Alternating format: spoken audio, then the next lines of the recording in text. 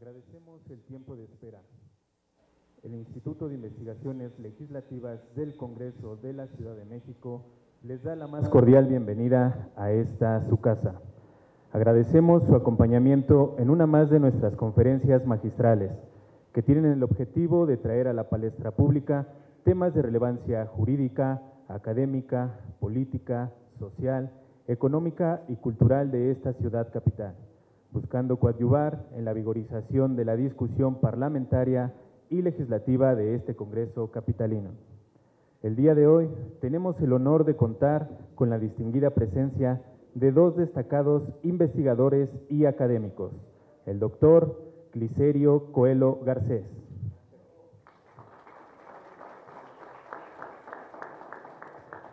doctor en Derecho por la Universidad de Castilla Toledo, España. Actualmente es secretario e instructor del Tribunal Electoral del Poder Judicial de la Federación. Y el doctor José Luis López Chavarría,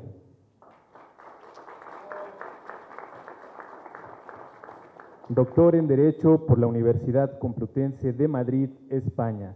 Actualmente es director del Seminario de Derecho Electoral de la Facultad de Derecho de la Universidad Nacional Autónoma de México. Ambos nos brindarán una exposición sobre el tema Proceso Electoral 2024, aspectos relevantes. Asimismo, contamos con la valiosa presencia de las diputadas y los diputados integrantes del Consejo Directivo del Instituto de Investigaciones Legislativas. Diputado Javier Ramos Franco, representante y coordinador de la Asociación Parlamentaria Alianza Verde Juntos por la Ciudad.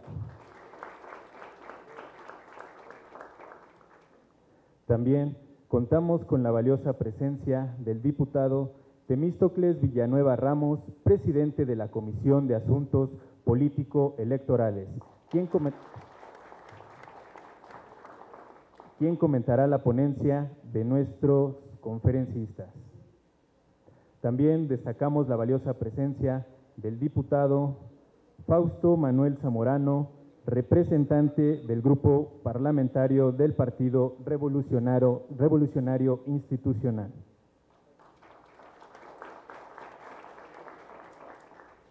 En su calidad de titular del Instituto de Investigaciones Legislativas de este Congreso y anfitrión de este evento, nos acompaña el doctor Alejandro Serrano Pastor.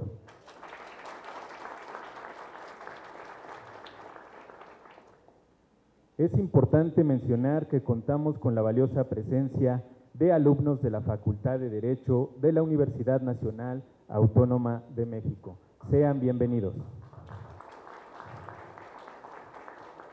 Agradecemos a los diversos medios de comunicación que hoy nos acompañan. Valoramos la presencia de las y los asesores, secretarios técnicos y el personal de base que labora en este Congreso de la Ciudad de México, así como al público en general que hoy nos acompañan y nos visualizan a través del canal del Congreso y los distintos espacios en redes sociales. Sin más, cedemos el uso de la palabra al doctor Alejandro Serrano Pastor, a efecto de que nos brinde su mensaje de bienvenida para nuestros conferencistas y nos brinde una introducción al tema de la exposición que hoy nos ocupa.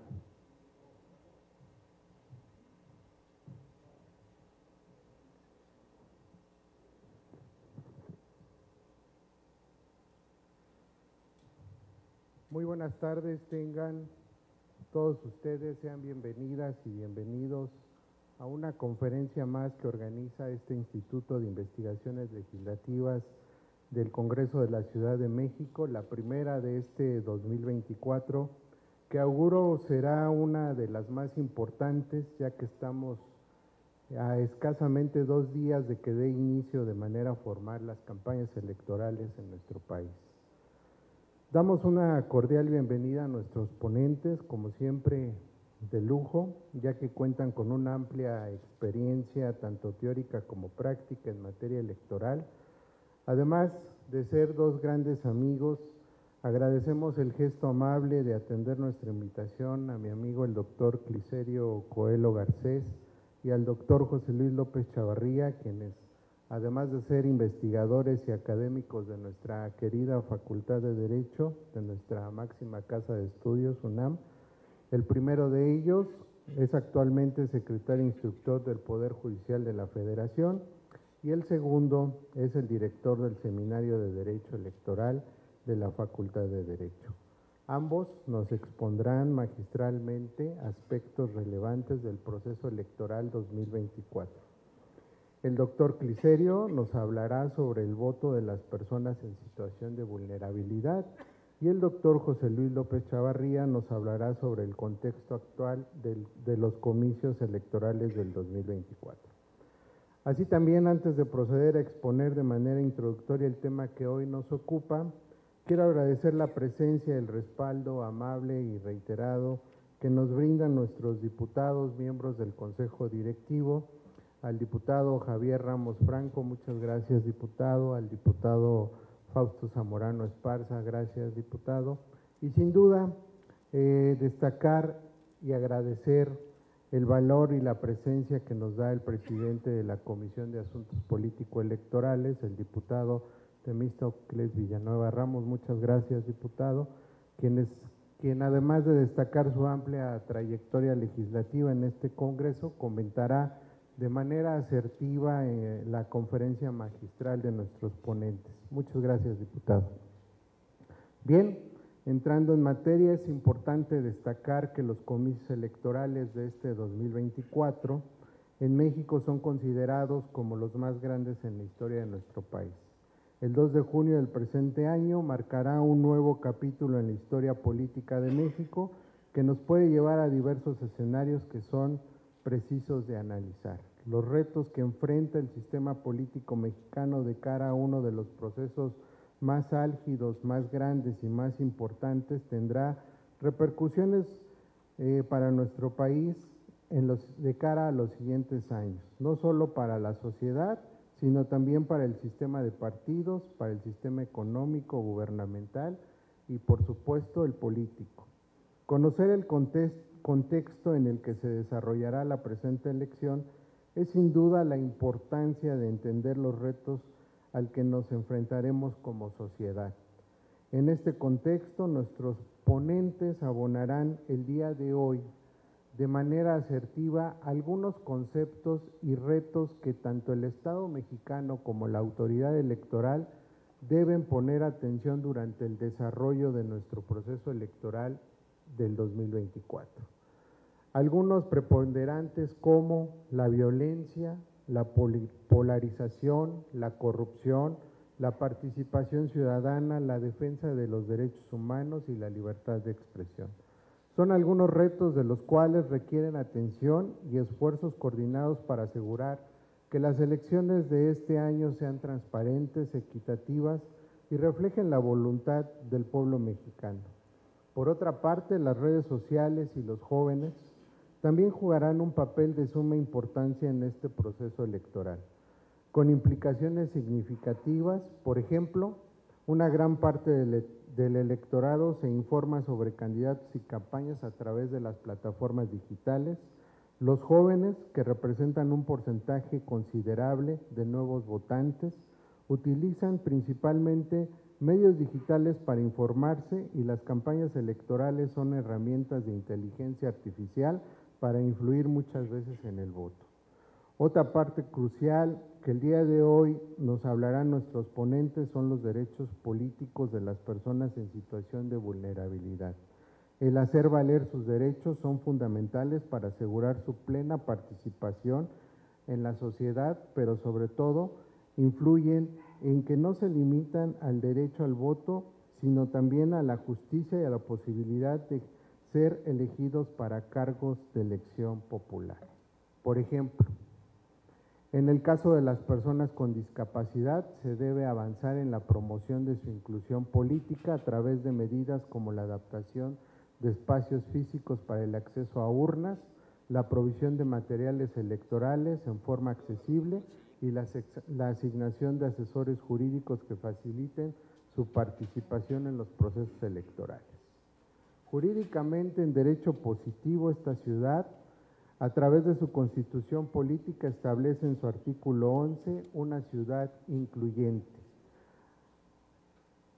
El apartado A señala la atención prioritaria a grupos donde se garantiza la atención prioritaria para el pleno ejercicio de sus derechos, la igualdad, pero sobre todo la no discriminación, la exclusión, el maltrato, la eliminación del abuso, la violencia y sobre todo el pleno ejercicio de sus derechos y libertades fundamentales.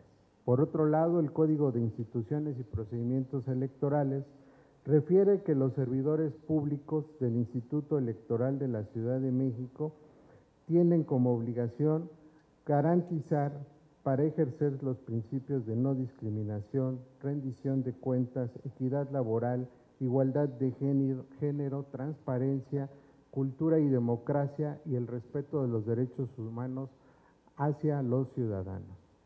Es así que damos una breve introducción en la que nuestros panelistas ahondarán de fondo para darnos opinión y análisis sobre estos temas que en estos momentos son relevantes y necesarios de entender y comprender, la realidad política a la que nos enfrentamos y con ello ayudar a esclarecer sus dudas y visualizar prioridades. Para este Congreso es importante para caminar de la mano con los derechos político-electorales de las personas que serán votadas y los derechos de las personas a ejercer su voto, y con ello abonar al quehacer legislativo y la práctica parlamentaria.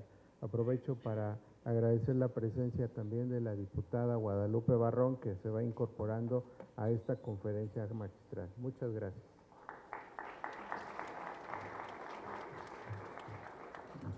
Gracias.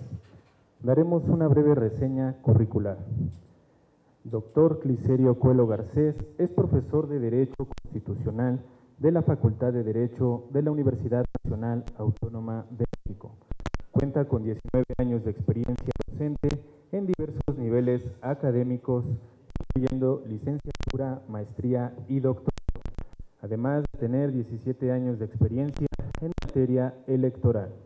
En el Tribunal Electoral del Poder Judicial de la Federación ha ocupado varios cargos destacados, como magistrado electoral regional, magistrado presidente de la Sala Especializada, visitador judicial, secretario instructor, coordinador de ponencia y secretario de estudio y cuenta. A la temprana edad de 23 años fue designado consejero electoral del Consejo Local del entonces Instituto Federal Electoral, participando en los procesos electorales de 2000 y 2003.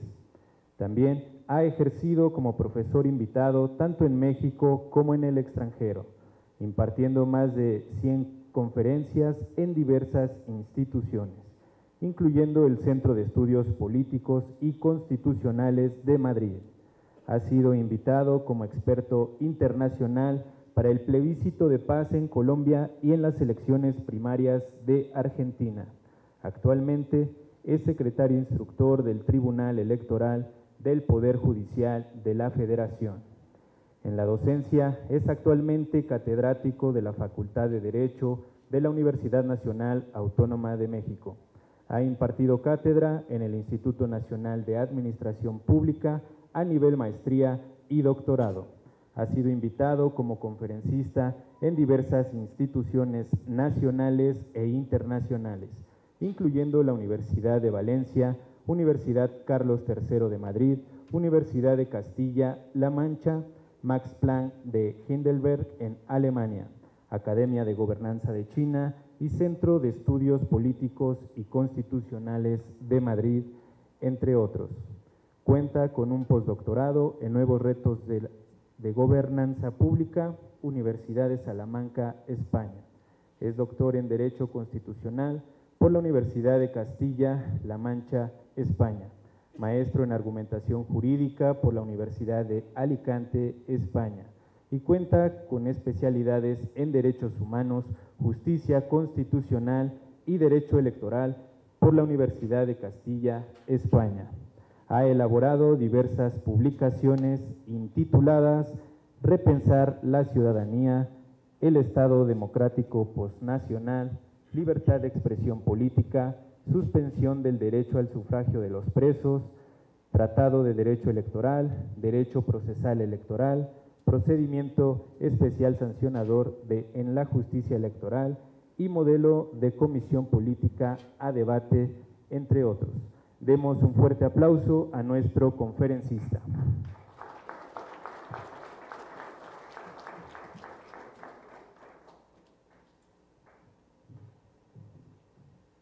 Muchas gracias, muy buenos días, si me permiten, para poder fijar aquí los papeles, daré la plática desde el podio.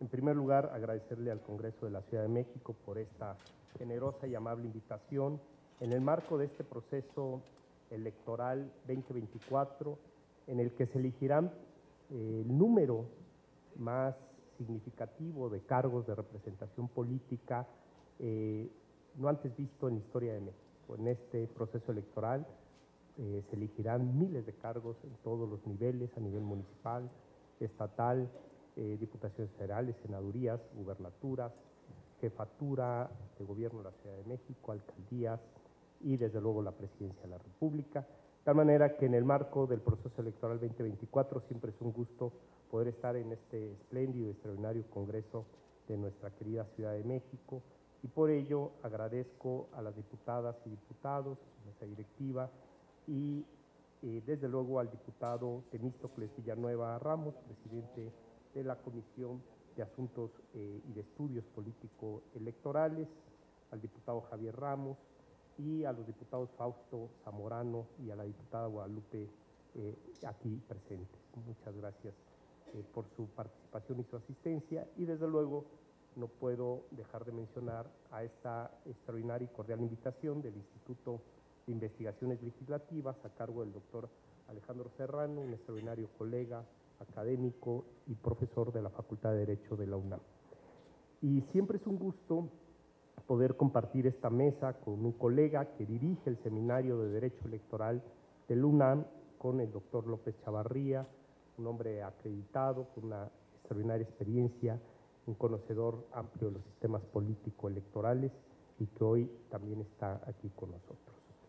El tema que yo he escogido para este mediodía, para esta conversación, tiene que ver sobre uno de los retos que quizás se ha abordado poco, digamos, en las conferencias, ¿no?, o en los foros, y tiene que ver con las personas en situación de vulnerabilidad y su participación política.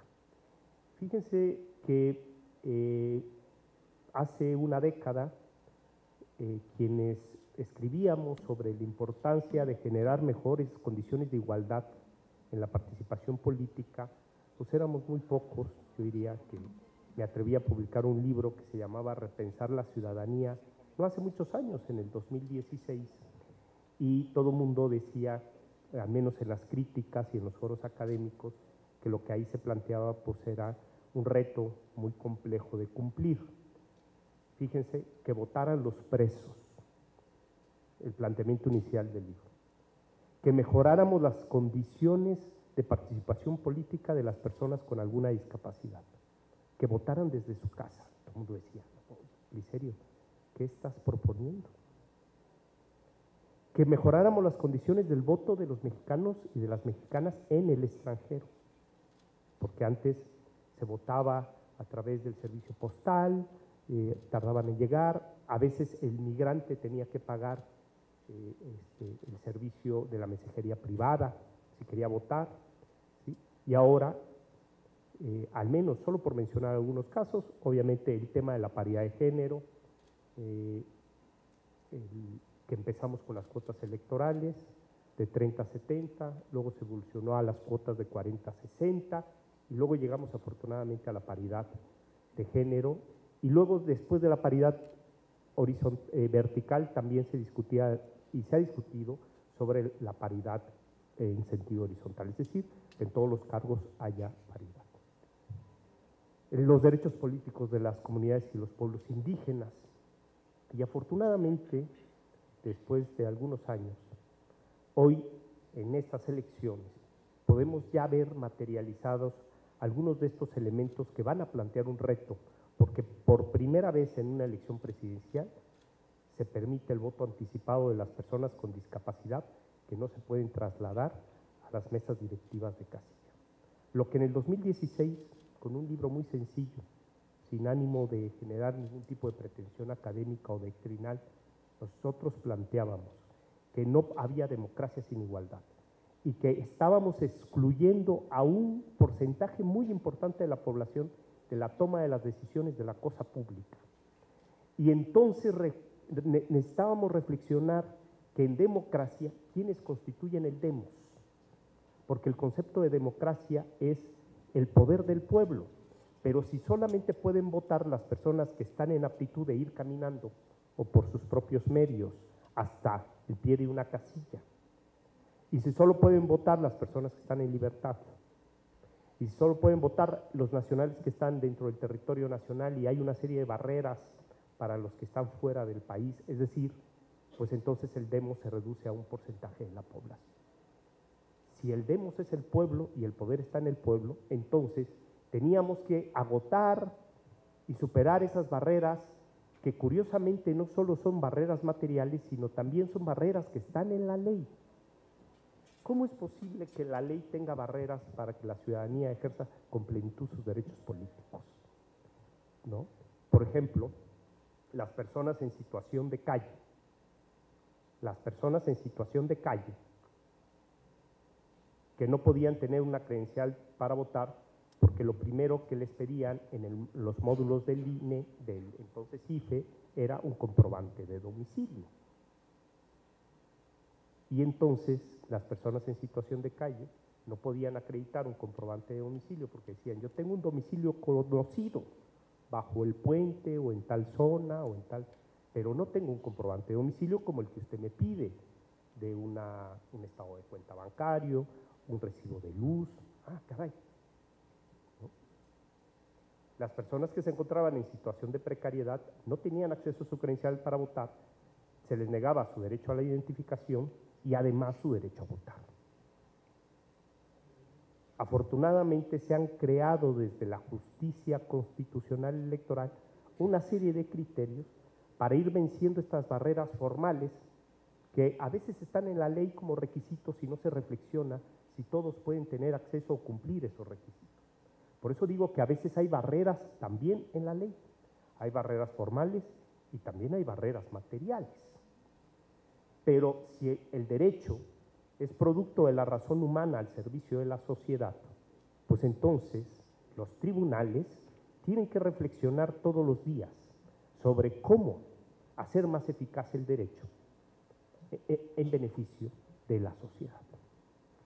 Y es ahí donde, desde nuestra perspectiva, se ha concentrado los retos más importantes de la justicia electoral de los últimos años.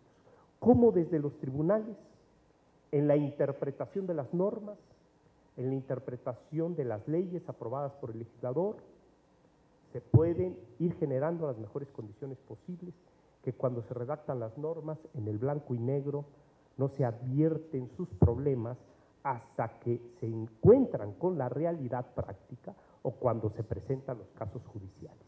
Y es ahí donde se pueden advertir las problemáticas de la aplicación de las normas. Pero esto siempre ha sido así. El legislador hace su trabajo, genera los consensos, no se advierten las problemáticas de la aplicación de la ley hasta que se presentan los casos, las posibles contradicciones, los vacíos, las lagunas, y bueno, esa es la función de los juzgadores, generar interpretación de las normas, pero en beneficio de la sociedad desde esta perspectiva, al menos cuando abordamos a los derechos de las personas en situación de vulnerabilidad, desde esta perspectiva de igualdad. Y debo decir que la Constitución de la Ciudad de México y una serie de normas emitidas por este Congreso van un paso más adelante que muchas otras legislaturas. Tiene una Constitución novedosa, de avanzada, que atiende los elementos de la igualdad, que atiende los elementos de los grupos en condiciones de vulnerabilidad, ¿no? Que se hace cargo de mejor manera de vencer las barreras fácticas y formales. Pero esto no sucede, digamos, de manera homogénea en todo el país, porque cada legislación en el federalismo lleva sus propios tiempos. De tal manera que uno de los avances importantes de la jurisdicción electoral es ir venciendo poco a poco estas barreras formales o fácticas que no permiten la igualdad sustantiva, ¿no?, para ejercer con plena libertad los derechos político-electorales, específicamente el derecho a votar. Por eso Zagrebleski dice que el espíritu del derecho está inmerso en la idea de que el juicio jurídico incorpora siempre valoraciones de justicia. Y yo agregaría valoraciones de justicia y de igualdad, porque difícilmente podemos entender una sentencia que genera desigualdad. Diríamos que ahí estaría en deuda la labor jurisdiccional si una sentencia no permite las mejores condiciones posibles para que las personas ejerzan sus derechos en plenitud de igualdad. Y cuando hablamos de los derechos políticos es muy importante que se superen estas barreras. Por eso, además de abordar la igualdad en sentido formal, es decir, todos somos iguales frente a la ley, o en sentido material, que es el sustento de los derechos sociales y de las prestaciones y de los programas sociales, o de la igualdad como no discriminación, es decir, que nadie sea discriminado por cualquier razón, que se respete la dignidad humana. Además de esas tres vertientes de la igualdad, en sentido formal, en sentido material, como no discriminación, es importante que incorporemos una cuarta vertiente de la igualdad, que es la igualdad como no subordinación, es decir, la igualdad como no exclusión. ¿Cómo eliminar las barreras que excluyen y que a veces las normalizamos? Cuando a alguien se le plantea que voten los presos, dice automáticamente no puede, porque la ley no lo permite. Ah, caray, ¿no?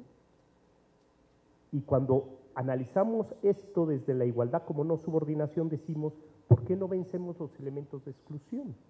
¿Qué nos hace falta? ¿Qué problemas tiene? ¿Qué dice la Constitución?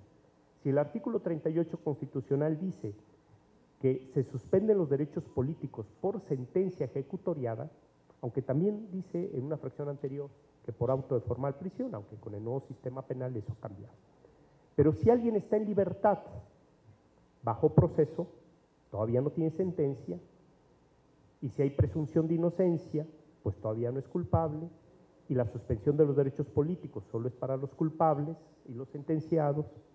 Entonces, ¿por qué las personas que están en prisión preventiva se les ha negado históricamente el derecho a votar? Y fíjense, ya tuvimos un primer ejercicio, digamos un ejercicio modelo, ¿no?, en la elección del 2021, y ya votaron desde algunos centros de reinserción social, ya votaron en la elección del 2021, y ahora, para la elección del 2024, el reto es llevar las urnas a todas las cárceles, en donde haya condiciones, desde luego, para que ejerzan su libertad todas aquellas personas que no están suspendidos en sus derechos políticos.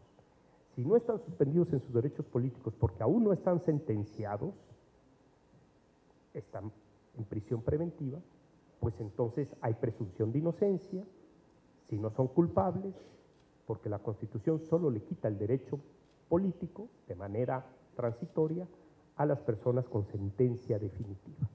El Tribunal Europeo de Derechos Humanos ha dicho que incluso no se puede suspender el derecho político de manera automática, aún con sentencia, sino que se tiene que razonar cuál es la justificación o la relación entre quitarle el derecho a votar a una persona y el delito que cometió. Alguien diría, bueno, si es un delito patrimonial no tiene un efecto en el interés público, o si es un delito de corrupción, pues hay que quitarle el derecho a votar, porque pues ha defraudado la confianza de la ciudadanía. Ah, caray. Bueno, pero ese es otro nivel al que todavía no hemos llegado. Lo importante es que en el 2024 las personas que estén privadas de la libertad sin sentencia podrán votar desde las cárceles. Y eso es un avance significativo. ¿Cuál es el reto? Que esto funcione. que esto opere bien, digamos, que se generen esquemas de libertad. En la privación de la libertad se generen esquemas de libertad para que las ciudadanas y ciudadanos que se encuentren presos ejerzan con libertad el derecho al sufragio. Y tendremos que analizar si estas sentencias de la justicia electoral y estos lineamientos que se le ha ordenado al Instituto Nacional Electoral para que organice elecciones desde las cárceles, cuáles son los resultados, porque no está en la ley. Fíjense ustedes, no está en la ley. No está en la ley electoral que voten los presos. Está en la interpretación de las normas de igualdad y porque se trata de superar las barreras fácticas y formales que impiden la participación igualitaria. Lo mismo sucede con las personas en el exterior. Ahora hay nuevos mecanismos como el uso de las tecnologías para el voto por internet, que antes obviamente tenía que ser solamente por correo certificado, como un voto anticipado, había una serie de trámites que había que hacer ante el consulado, había que tramitar la credencial del elector, si la credencial del elector se tramita solo en México, pues solamente si el migrante venía a México de vacaciones se sacaba su INE, pero muchas veces se lo sacaba para que no lo estuvieran molestando en los retenes, o para hacer trámites bancarios o tal. Y luego, si quería votar desde el extranjero, pues ya tenía su credencial de elector. Pero si no tenía credencial de elector, entonces todas estas barreras que a veces no se visibilizan, pues generan una afectación en el ejercicio de la participación democrática y en este concepto, en esta concepción que debemos de tener del demos en la democracia. Y el tercer grupo en situación de vulnerabilidad, en donde quiero detener un momento, porque le he dedicado, digamos, muchos años desde la perspectiva académica y profesional, es a las personas con alguna discapacidad. Pues, a mí me tocó redactar la primera sentencia para beneficiar el derecho de participación política de las personas con discapacidad, cuando tuve la fortuna de ser magistrado presidente de la sala especializada. También redactamos la primera sentencia de violencia política de género cuando no había norma. También me tocó proyectar por primera vez la primera sentencia que obligaba a los partidos políticos al cumplimiento de las cuotas. Todavía no había paridad. Pero los razonamientos de esa sentencia sirvió a la exposición de motivos de la paridad de género para justificar la paridad. Y cuando se planteó un caso, fíjense ustedes, que no se había visibilizado un problema que tienen las personas con alguna discapacidad, en el 2016, en los procesos electorales locales, ya habíamos tenido el proceso federal del 2015, en el 2016 me turnan un asunto en donde se plantea, digamos de manera marginal, no era el planteamiento inicial de la litis, sino de manera marginal, se plantea que las personas con alguna discapacidad no tienen derecho al acceso a la información en materia política electoral. Y uno dice, ah, caray, ¿cómo que no tienen acceso a la información política electoral? Si ahí están los medios, si ahí están las plataformas de los partidos, si ahí están los spots, si ahí están los mensajes de radio donde los partidos políticos comunican sus propuestas. Claro, lo que pasa es que estos mensajes van dirigidos a la ciudadanía que no tiene alguna discapacidad.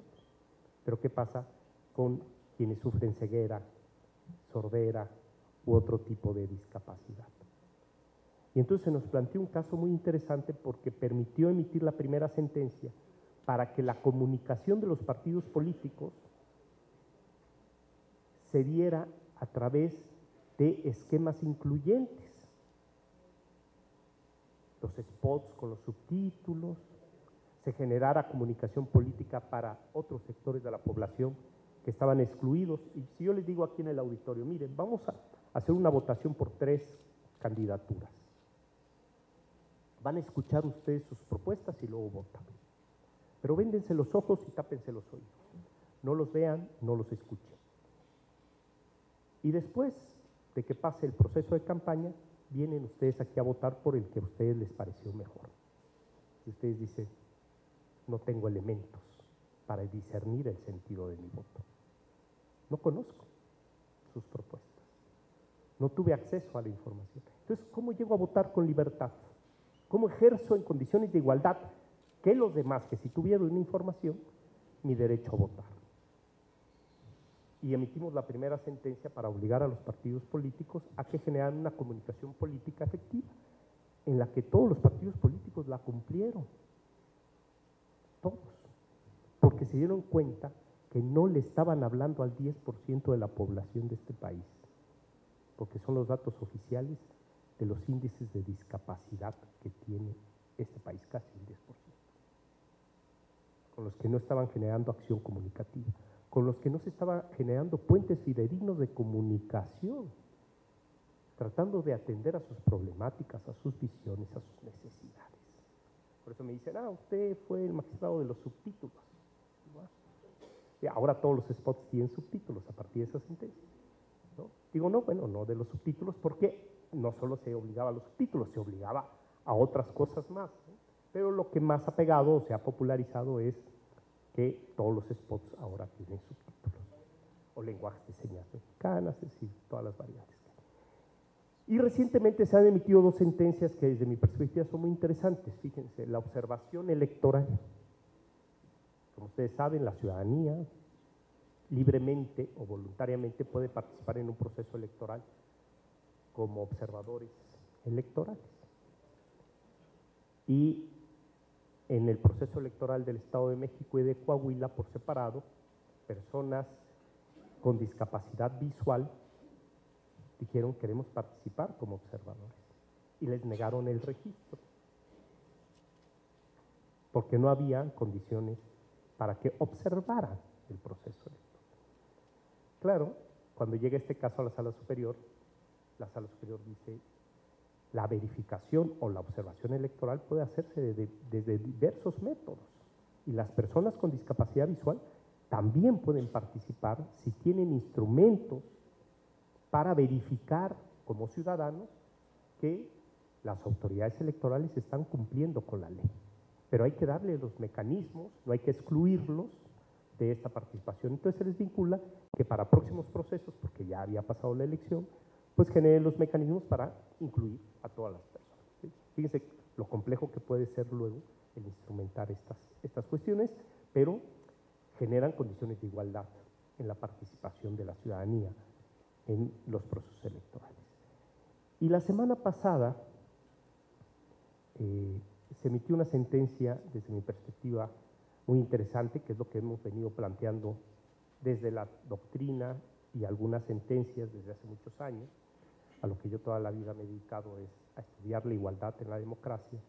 Y fíjense, la semana pasada, una señora que lleva las tareas de cuidado de su hijo con discapacidad, plantea su imposibilidad de votar de manera anticipada como lo plantea el Instituto Nacional Electoral y pide que se le habiliten mecanismos electrónicos como a los mexicanos que están en el extranjero.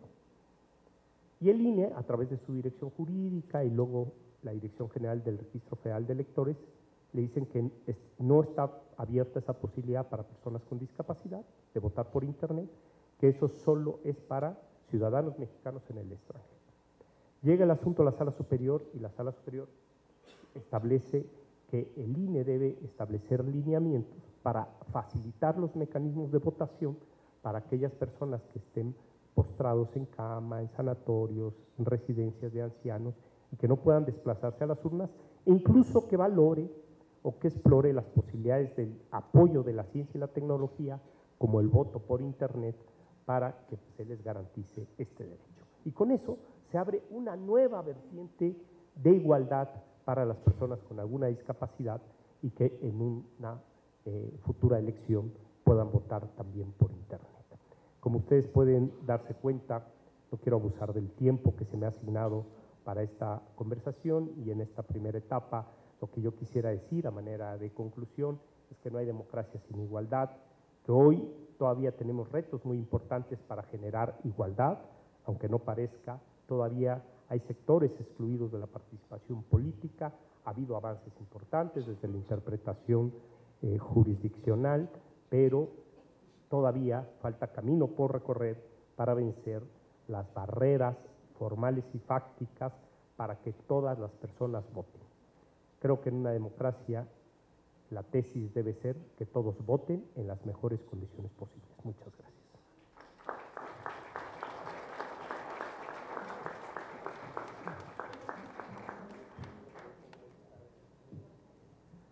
Magnífica conferencia. Aprovechamos el momento para dar la bienvenida al diputado Jonathan Colmenares Rentería, integrante del Consejo de este Instituto de Investigaciones Legislativas. Bienvenido, diputado. Dando continuidad al evento, antes de escuchar a nuestro siguiente conferencista, daremos una breve reseña curricular. El doctor José Luis López Chavarría es un destacado abogado con una sólida formación académica y una amplia experiencia profesional en el ámbito del derecho, con especial énfasis en áreas como el derecho constitucional, la ciencia política y los procesos electorales. Graduado con un doctorado en Derecho de la Universidad Complutense de Madrid. Posee también un diplomado en Derecho Constitucional y Ciencia Política, otorgado en el Centro de Estudios Constitucionales de Madrid, España. En su trayectoria laboral ha desempeñado roles de importancia tanto en instituciones gubernamentales como en el ámbito académico en México. Ha trabajado en la Honorable Cámara de Diputados y la Honorable Cámara de Senadores, así como en la Secretaría de Salud, la Secretaría de Gobernación y la Procuraduría General de Justicia del Distrito Federal, entre otros. En la Universidad Nacional Autónoma de México ha ejercido como investigador, asesor y coordinador. Además, ha sido docente en diversas universidades como la Universidad La Salle, la Universidad Autónoma de Querétaro, la Universidad Iberoamericana de Puebla y la Universidad Iberoamericana de León, Guanajuato, impartiendo materias relacionadas con el sistema político mexicano, derecho constitucional y administrativo, entre otras. El doctor López Chavarría se ha destacado por su participación activa en cursos, talleres y congresos sobre derecho, derechos humanos, gestión de calidad y habilidades profesionales, tanto a nivel nacional como internacional. Su compromiso con la actualización constante y su capacidad para integrar la práctica profesional con la enseñanza y la investigación lo sitúan como un profesional integral con un profundo conocimiento en su campo de especialización. Demos un fuerte aplauso a nuestro conferencista.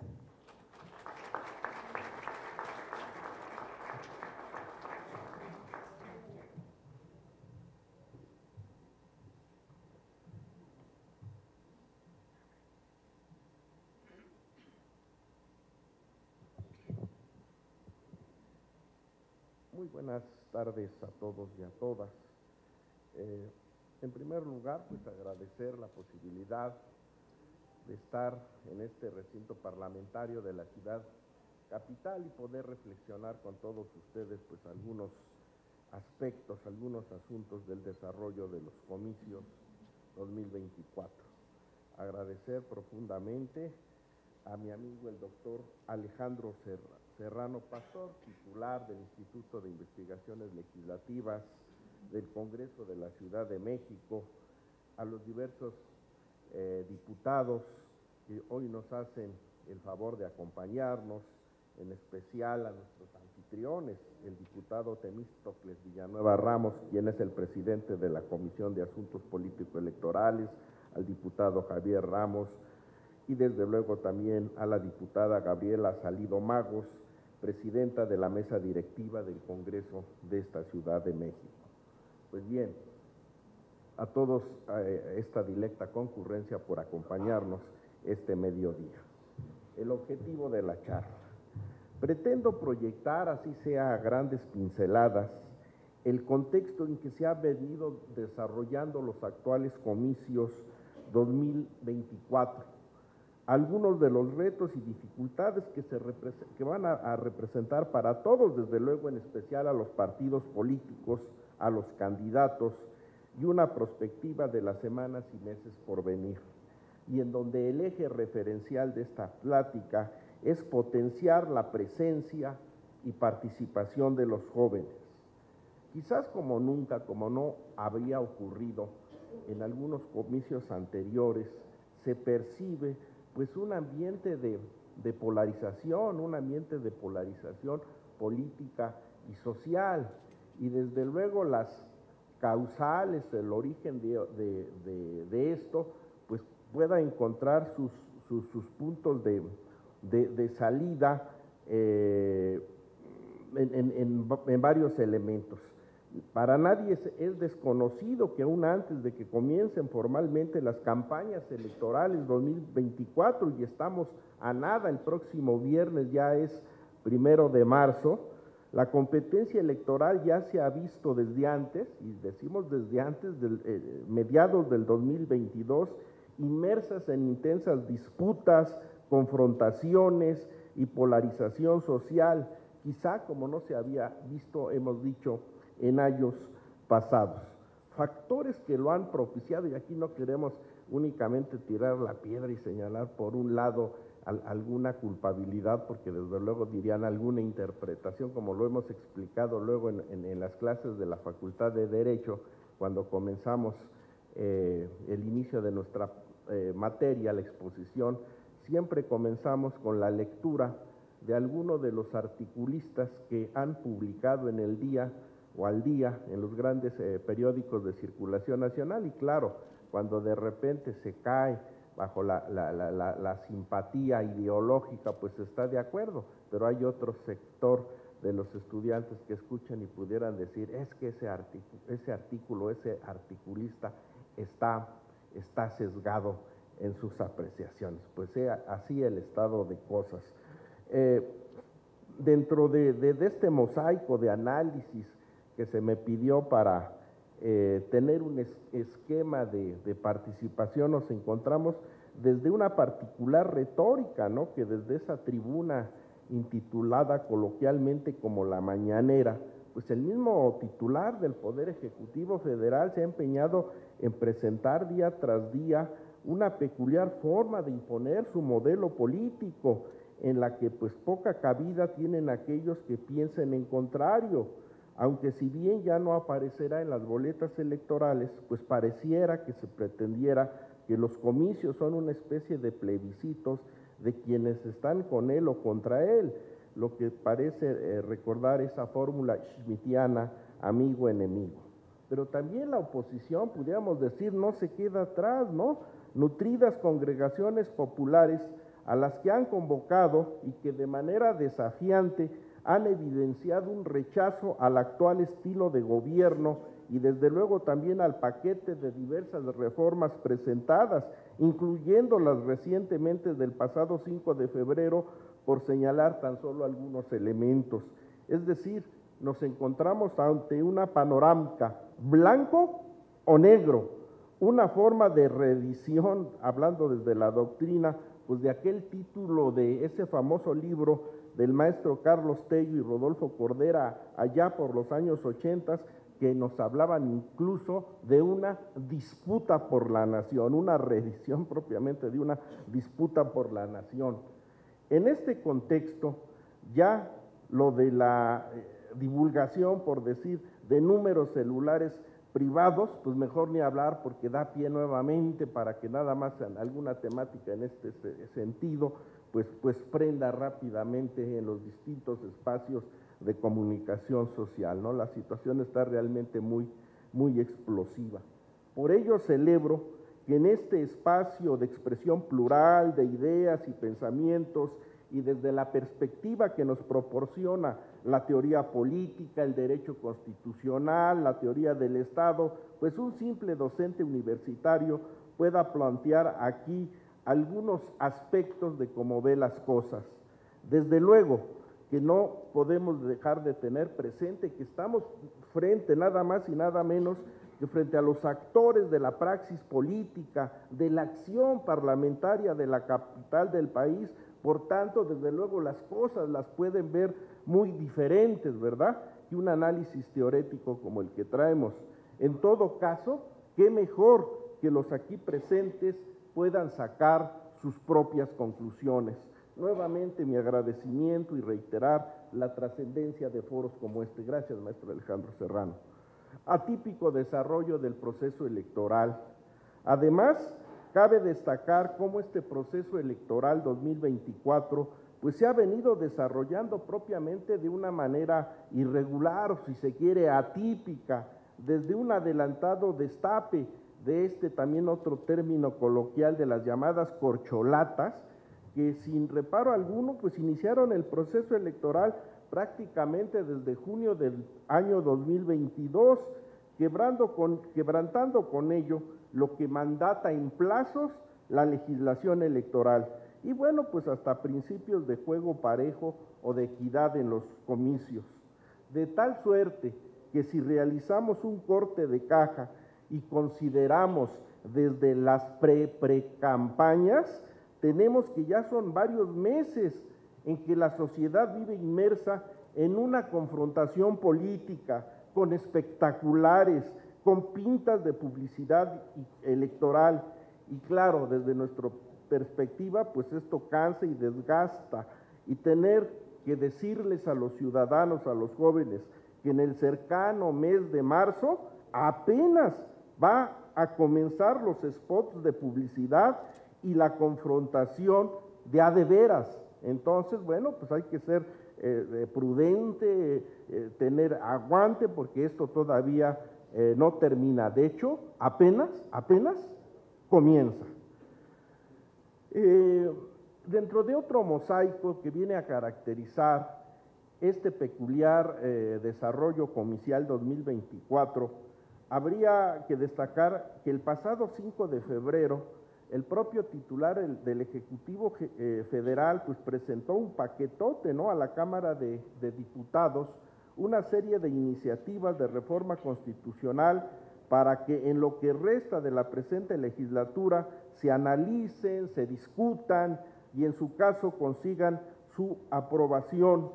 Las propuestas, algunos de ustedes seguramente ya las tienen presentes, pues abarcan muy diversos temas, muy diversos ámbitos, ¿no? Desde el reconocimiento de los pueblos indígenas y afromexicanos, que se otorguen becas a estudiantes de bajos recursos en todos los niveles escolares, pasando por garantizar la vivienda a los trabajadores, aumentar el salario mínimo por encima de la inflación anual, se comprende la elección de jueces, magistrados y ministros por voto popular, iniciativa que ocupa más de 150 cuartillas, eliminar los organismos autónomos.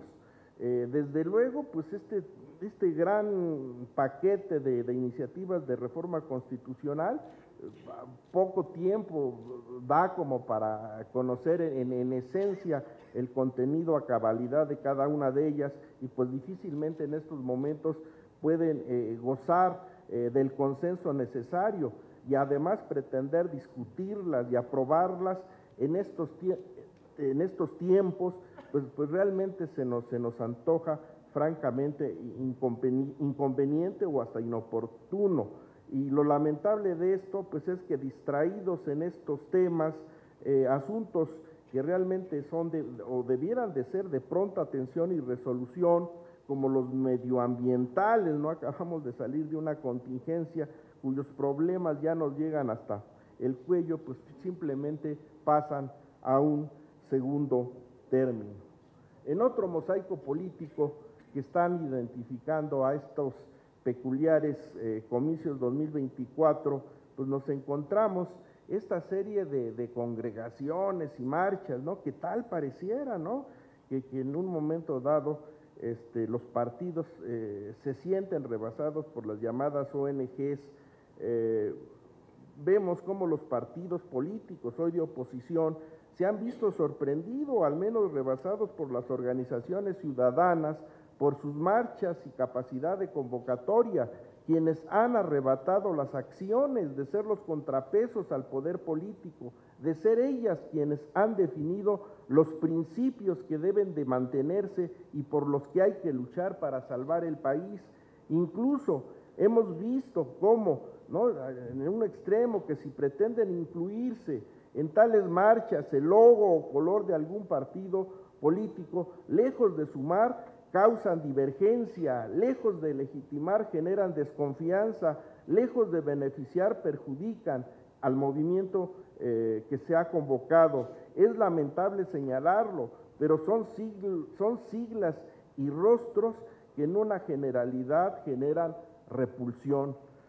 Lo explicable de ello tal vez radique, y es como una hipótesis teórica, que los liderazgos políticos no han sabido o podido estar a la altura que los actuales tiempos exigen, por no generar acciones, propuestas, más que actitudes de confrontación, alternativas de solución a la grave problemática que México padece, abriendo espacios para deliberar y plantear cómo pueden hacerse mejor las cosas.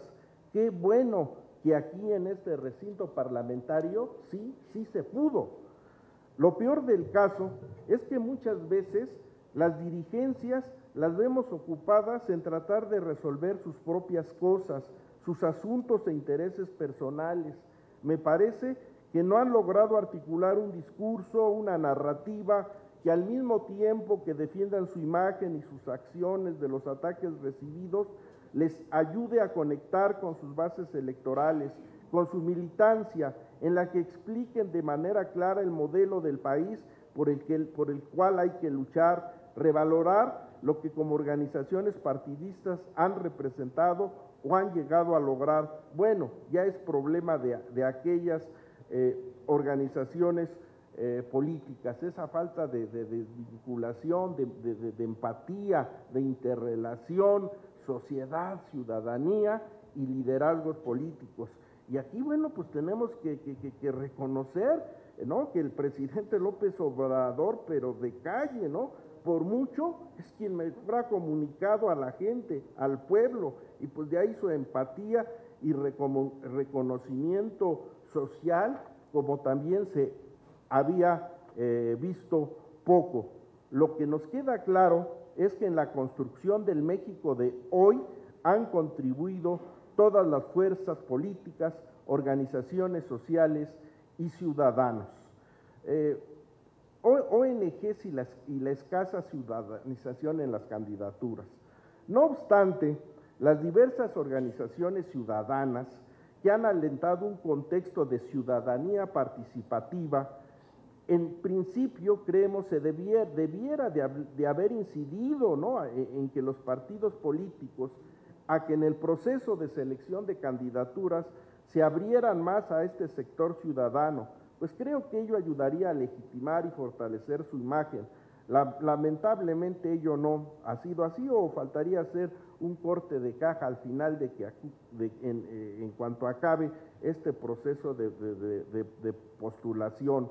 Ello no significa en modo alguno desdeñar el trabajo de la militancia, el trabajo partidista, pero espacios existen y muchos que podría haber para todos. Ya se dijo con acierto cómo en los comicios 2024, considerando los distintos niveles de gobierno federal y estatal, pues están en disputa nada más alrededor de 20,000 cargos políticos para las próximas elecciones del 2 de junio del 2024. O sea, es un mundo, es una cantidad realmente enorme. Marcha y ausencia de jóvenes. Un hecho de llamar la atención en las marchas ciudadanas realizadas y tal como lo han puesto de relieve distintos analistas, es que si bien ha sido grande el número de congregados, ha sido sí, pero mayor a los 40 años, lo que implica que conocieron o saben de lo que ha sido la democracia de un partido hegemónico, de abusos, de excesos, a los que por supuesto nadie quiere regresar. Ello nos lleva a resaltar la importancia de captar, como ya se ha dicho, una importante beta electoral, la de los jóvenes, la de la juventud, de entre los 18 a 30 años, es decir, estamos hablando de los jóvenes, de lo que poco se ha prestado atención, y que son ellos, los jóvenes, quienes se desatienden de la democracia, de la política, de las elecciones. Claro, no son tiempos fáciles que esta juventud les ha tocado vivir, están preocupados quizás en resolver sus propios problemas, el desempleo, los problemas económicos, el complicado tipo de ciudad y del país que les ha tocado presenciar, desde hasta inclusive complicadas quizás relaciones de pareja, bueno, hasta la climática tan hostil por la que estamos atravesando. De ahí, de encontrar el reto y los canales de comunicación, de empatía para llegar a ellos, de alentar su participación, tener presente que son los chicos y las chicas de las plataformas digitales, las del WhatsApp, las del TikTok, la de los influencers, por lo que creemos que los partidos deben de diseñar a la voz de ya estrategias de comunicación para este sector y para estos medios, pues incurrir en las viejas estrategias de propaganda electoral con mensajes que no les dicen nada, como de los viejos tiempos, auguran la crónica de una falla anunciada. Inclusive, actualmente en la Facultad de Derecho de la UNAM, en un acuerdo de consejo técnico, diversos docentes, ¿no?, han hecho llegar a nuestro director, pues esa sensación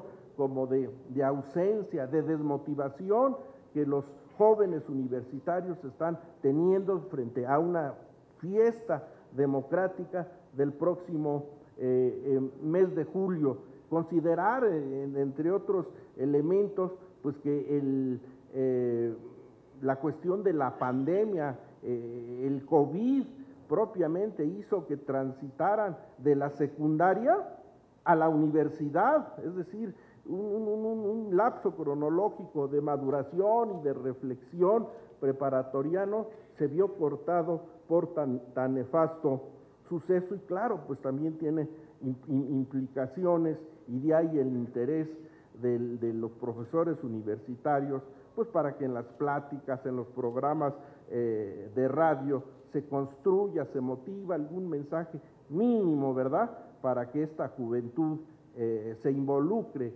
en la dirección y en los temáticos y en las temáticas político-electorales. Pero ¿qué es lo que se ha visto? Por regla general, en los eventos partidistas se ha denotado la ausencia de rostros juveniles, más bien afloran caras ya conocidas de años en la vida política. No es de extrañar que se señale que lo único claro es que sobran los personajes que quieran liderar la orquesta, pero hay un problema para ellos, falta el público joven a quien quieren conducir y a quien les deben de hablar. Para ya ir finalizando, hay que destacar lo que ya se dijo con antelación, las actuales circunstancias y los contextos que rodean esta fiesta democrática electoral, y se refiere a los cambios tecnológicos. Ya diversos autores han señalado cómo vivimos en tiempos de revolución. Alvin Toffler, ya desde el 2006, hablaba acerca de la revolución de la riqueza, aludiendo cómo los fundamentos profundos del tiempo y el espacio se están viendo alterados por los grandes avances tecnológicos. Robert McKinney, en 2007, de la revolución digital y de la comunicación. Para Cohen y Arato, las sociedades modernas están transitando por una intensa transformación. Por tanto, la comunicación electoral tiene que redefinirse a partir de una ciudadanía juvenil que es cada vez más compleja y con características realmente enteramente nuevas. Su impacto en la vida política. La aparición y el desarrollo de los nuevos medios digitales están imponiendo cambios en la vida política, y que presumiblemente ocurre un proceso de comunicación que implica una mayor interacción y diálogo entre la sociedad civil y el gobierno. Miles de usuarios a través de nuevos medios digitales han creado nuevas voces que claman ser escuchadas y nuevas formas de organización que se gestan en lo virtual. Estamos ante un nuevo proceso en donde la teledemocracia ha dado paso a la ciberdemocracia. Autores como Boxma, Isla, Tapscott, Pistichelli, entre otros, han nombrado a estas nuevas generaciones como la generación N, la generación digital, la generación Google, la generación Messenger, nativos digitales y otros apelativos más. Por tanto, el gran reto es cómo transitar de la innegable presencia juvenil que se mueve en el ciberespacio, en el Faceland, en el chat, a un interés por lo que ocurre en su entorno, en lo social, lograr accionar su real participación política y electoral, que entiendan que en ello se juegan su futuro, sus oportunidades, sus fuentes laborales, el vivir en paz. Y qué bueno que sean los propios parlamentarios, los propios legisladores, que creen precisamente esa oferta, esas oportunidades de cambio, esos proyectos legislativos de futuro que den confianza a ese sector de la sociedad. A manera de conclusión, por todo ello, en una nueva etapa de desarrollo democrático, creo que exige a los partidos políticos apertura en la participación y presencia de los jóvenes y los consideren en sus programas de acción, en sus políticas públicas que se van a construir, elaborar buenos programas de gobierno en la que se les incluyan de manera primordial. Eso sería todo de mi parte. Muchas gracias.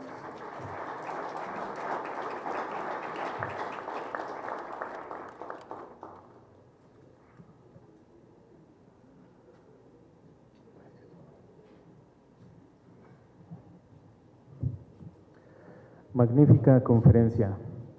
Antes de cerrar con broche de oro esta conferencia con los valiosos comentarios del diputado Temístocles Villanueva, vamos a dar el uso de la palabra al diputado Javier Ramos, quien nos hablará brevemente sobre el tema que nos ocupa.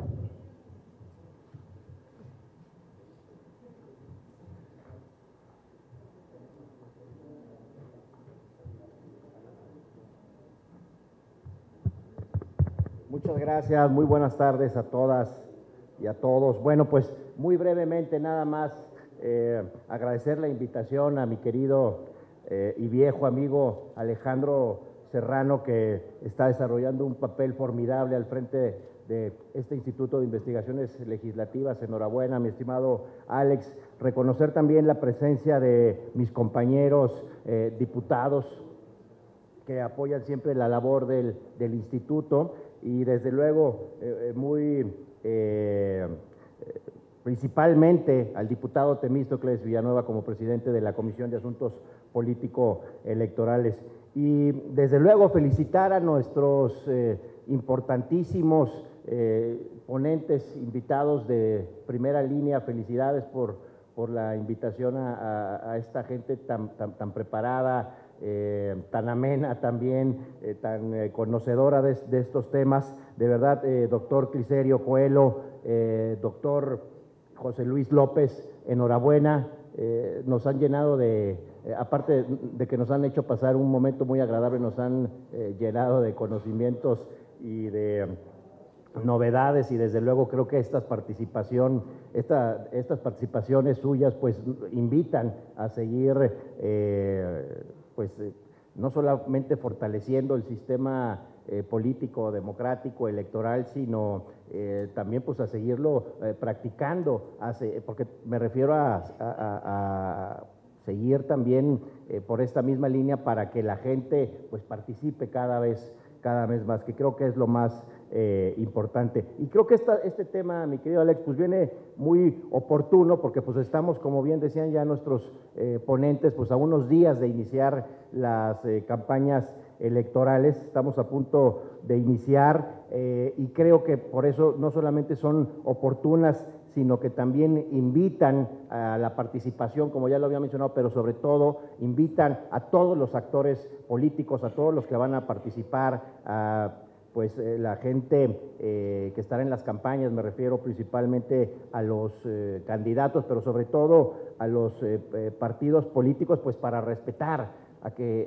las normas electorales, a respetar toda esta normatividad que ya existe, porque respetándola, pues invitan también a la ciudadanía y no las alejan de las urnas, que creo que es la parte más importante. Sigamos por ese camino y finalmente no me resta más que invitarlos para que corran la voz de todas estas cuestiones, de que es importante participar, de que es importante votar y principalmente hacerle un llamado a los jóvenes para que no se alejen de las urnas, sigan participando en sus escuelas, en sus facultades, en sus casas, en sus colonias, platiquen de estos temas y sobre todo vaya creciendo la conciencia en ellos de que es importante que participen, porque el problema, el proceso electoral no es de los partidos políticos, no es de los candidatos y las candidatas, el proceso electoral es y será siempre de los ciudadanos. Ojalá así sea, hago votos porque así sea. Y bueno, pues de nueva cuenta, muchas gracias a todos por su presencia, gracias por la invitación y felicidades a nuestros ponentes.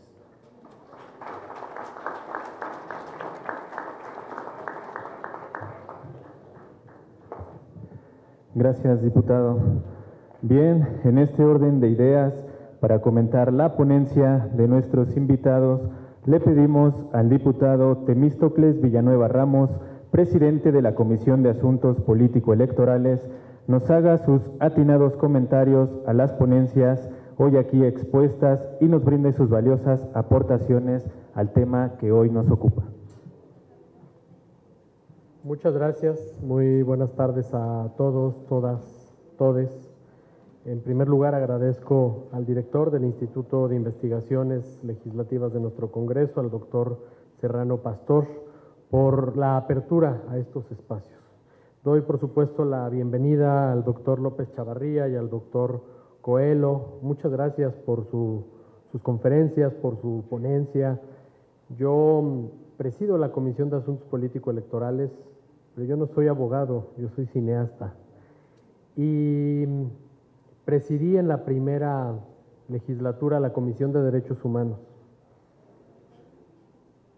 En la segunda legislatura decidí presidir la Comisión de Asuntos Político-Electorales y recibí el apoyo de mi grupo parlamentario porque estoy convencido que los derechos político-electorales son también derechos humanos. Y como lo dijo desde el inicio de su ponencia el doctor Coelho, no hay democracia sin igualdad. O dicho en otras palabras, la democracia está incompleta sin las voces de todas las poblaciones y de todas las personas. Quiero reconocer que el doctor Coelho en su labor como juzgador ha sido un aliado de la agenda progresista. En sus sentencias ha buscado que se reconozcan los derechos a todas las personas en su mayor amplitud. Y es importante reconocer el papel que ha jugado el Poder Judicial respecto al reconocimiento de los derechos político-electorales. Inclusive ha habido importantes debates de hasta dónde desde la interpretación se está legislando y se está excluyendo de la discusión a las personas legisladoras. Pero yo estoy convencido que si la interpretación llega al Poder Judicial es porque en muchos casos las personas legisladoras no nos estamos involucrando en los temas como deberíamos de hacerlo. Y aquí en el Congreso de la Ciudad hemos hecho un importante esfuerzo por garantizar no solamente el derecho al voto a las personas que a partir de las barreras sociales creadas tienen una mayor complicación para hacerlo. Las personas con discapacidad son el mejor ejemplo.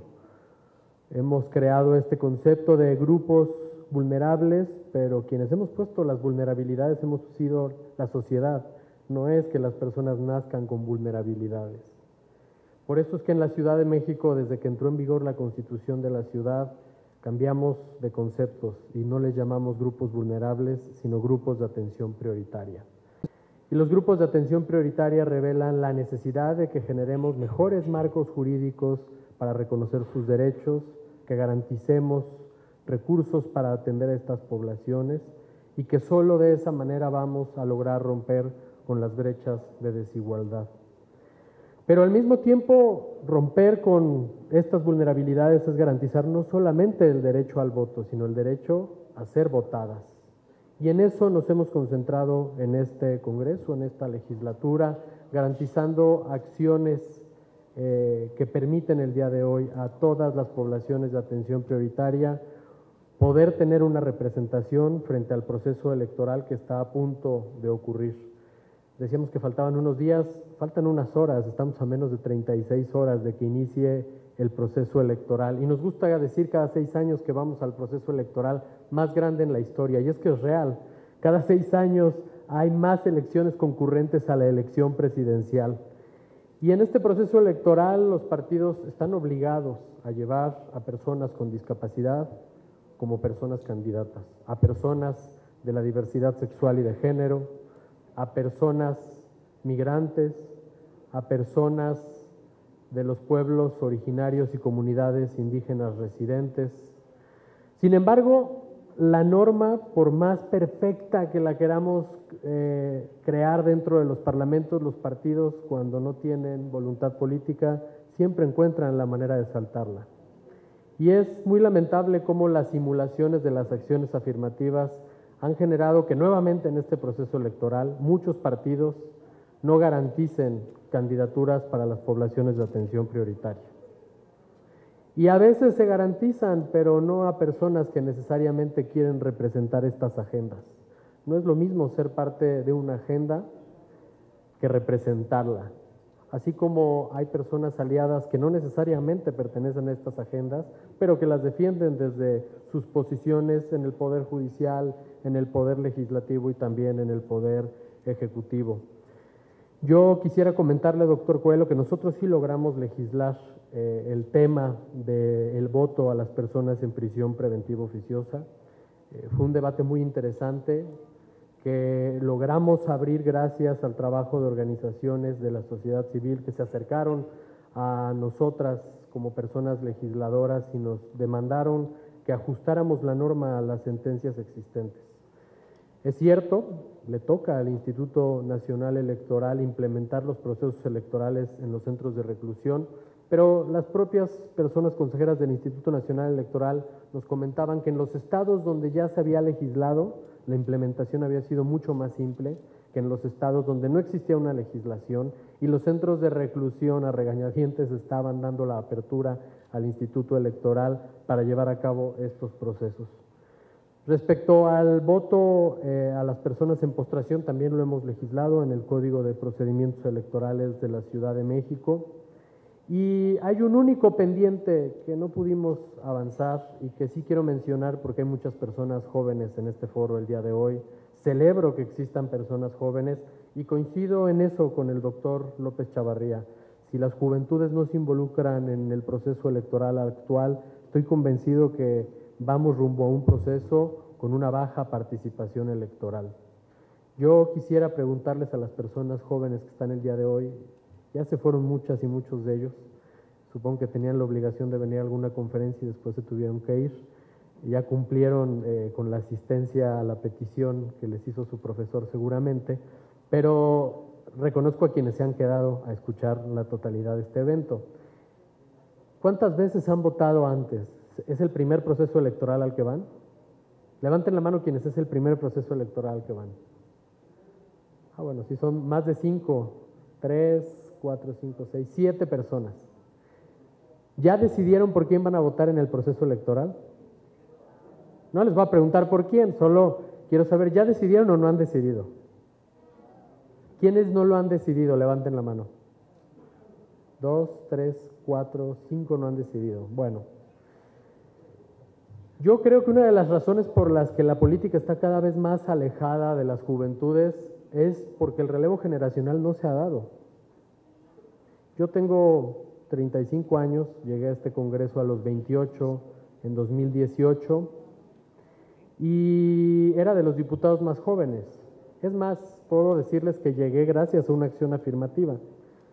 Hasta el día de hoy, el Código de Procedimientos Electorales de la Ciudad de México obliga a todos los partidos a llevar a 7 fórmulas de menos de 35 años. Sí, así como escucharon, menos de 35 años. Yo, cuando empecé a promover las acciones afirmativas, uno de los temas que promoví es que la acción afirmativa de las juventudes se ajustara a la norma, los 29 años con 11 meses, porque a partir de los 30 años, aunque les rompa la ilusión a muchas y muchos de ustedes, pues a partir de los 30 años ya no somos jóvenes. Yo asumo que ya no soy joven, que soy exjoven. Y lamentablemente los partidos tienen un temor enorme de reconocer que la juventud se acaba a los 30 años. La iniciativa que promovíamos era para incrementar a 8 fórmulas de menos de 30 años. ¿Por qué 8 fórmulas? Porque es representativo de la población de la Ciudad de México. 8 de 33. No hubo un solo grupo parlamentario que apoyara esta iniciativa. Porque en el fondo lo que está en disputa es el poder. Y se los digo a las compañeras trans que nos acompañan el día de hoy, se lo digo a las juventudes y se los digo a todas las personas integrantes de los grupos de atención prioritaria. Nadie nos va a regalar poder. El poder tenemos que salir y conquistarlo. El poder tenemos que arrebatarlo por la vía democrática y pacífica. Y me gusta escuchar que dentro del Poder Judicial hay quienes están buscando garantizar que nuestras poblaciones participen y sean parte de los procesos.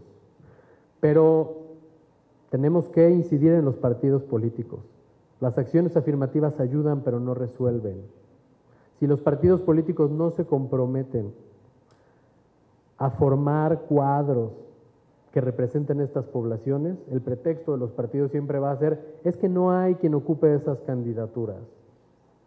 Aquí veo a muchas compañeras trans que estoy seguro que podrían ser candidatas por acciones afirmativas y que sé que sus partidos no les han dado la apertura para representar.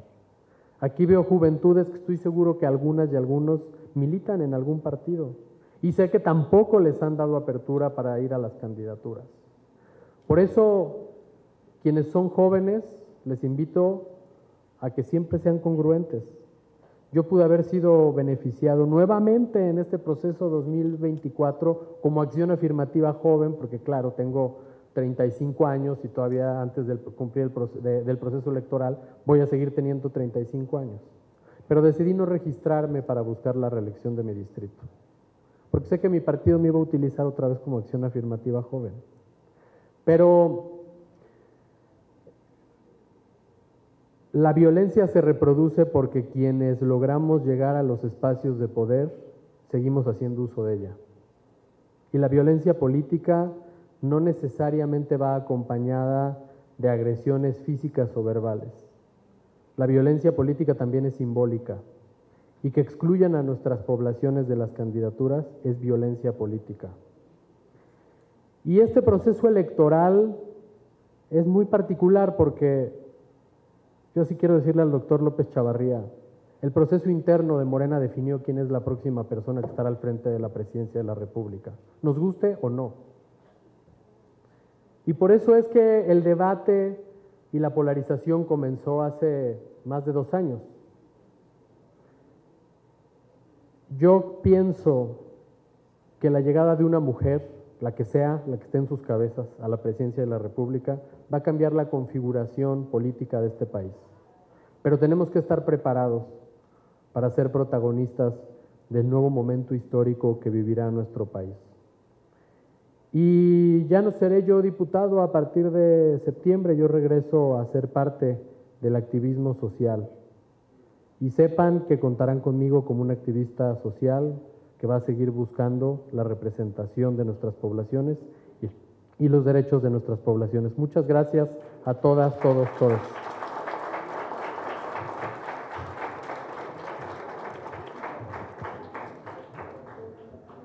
Gracias, diputado.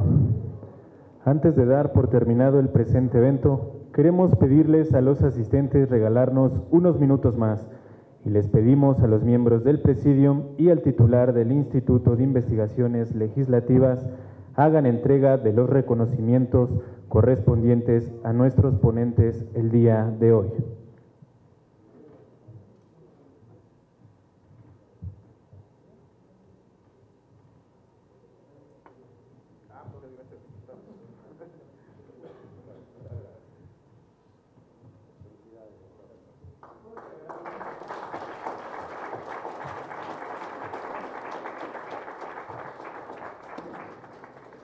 Hemos llegado a la conclusión de esta conferencia magistral y nos gustaría agradecer a la Oficialía Mayor, a la Dirección General de Comunicación Social y a la de Servicios Generales, área de diseño y demás áreas de este Congreso por todas las atenciones brindadas para llevar a cabo este evento.